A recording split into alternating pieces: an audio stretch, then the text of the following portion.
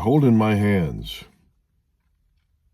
the Declaration of Independence and the Constitution, which includes the Bill of Rights. I guarantee you that many politicians don't even know what's in here. And I also guarantee you that many proclaiming to be Americans don't know what's in here. There is 3 branches of government: executive, legislative, and judicial. However, those 3 branches of government are not the most powerful branches. Listen very closely.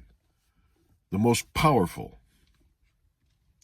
branch that exists here in America is we the people of the United States.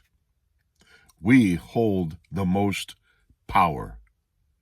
But that power has been relinquished for a multitude of reasons.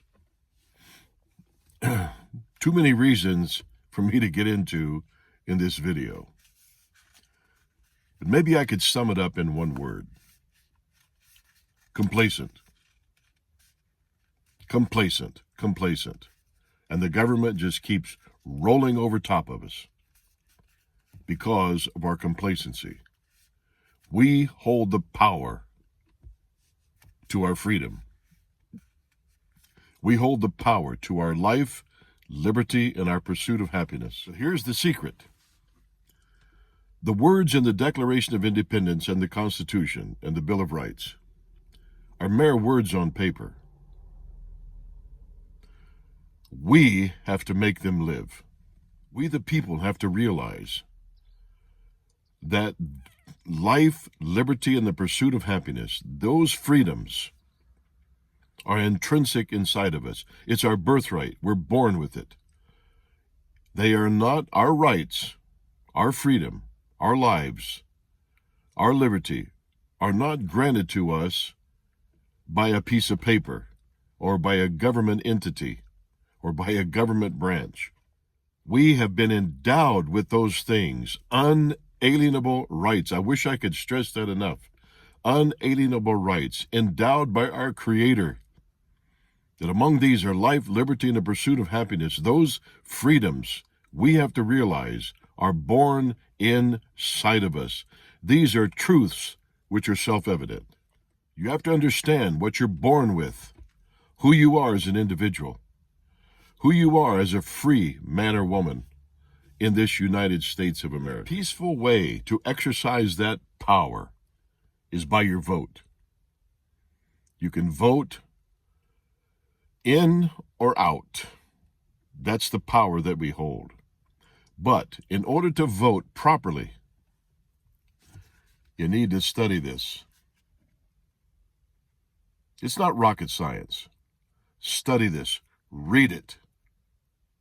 In order to understand the gift of freedom that we have. Stop listening to the news media. Stop listening to many of the celebrities. Stop listening to voices out there that have no idea of the content and the context of this little booklet right here. You can carry this all with you every day. Read it every day. Get off the phone. Read this.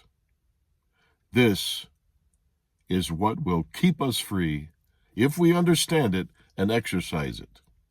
Or we will relinquish it to a tyrannical government. It's up to you. It's your choice. Look, people, you want to know why we're experiencing the high cost of everything out there? Because we let it happen.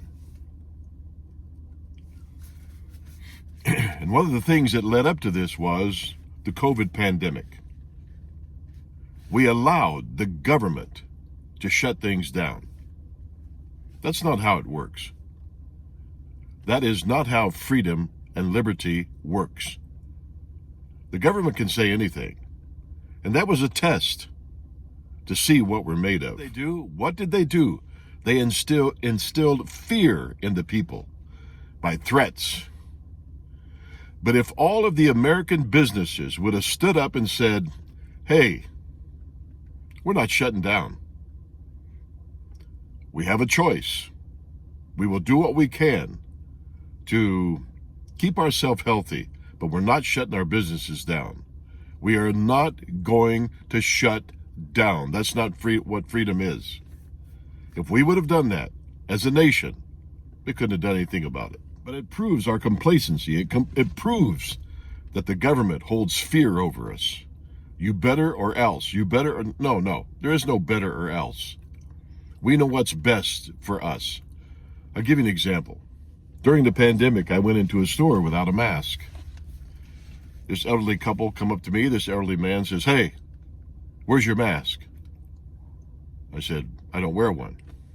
He said, "Don't you care about the health of anybody?" I said, "Well, first of all, sir, you're within the 6-foot rule, okay?" Well, he backed up. I said, "Second of all, let me ask you a question." I said, "You have a mask on, correct?" He said, "Yes." I said, "You feel safe with that mask on, right?" He said, "Yes." I said, "Okay, then since you have a mask on, I have nothing to worry about, right?" He just looked at me. And I said, "Since you have a mask on, you don't have to worry about getting anything from me because you have a mask on. You're protected, right? So it's a win-win situation." Well, apparently that was a little too much common sense thrown in his face, so he humped and went off. Went off. It was my choice. I didn't run up to people and just start talking, within inches of their face. I tried to be respectful, but I wasn't going to wear a mask. That was a perfect time for the American people to raise up and put the government in its place. But they didn't. And now they just keep their governmental bulldozer running and just keep rolling over top of us. Let me read something to you. The Declaration and the Constitution together address mankind's most basic political questions.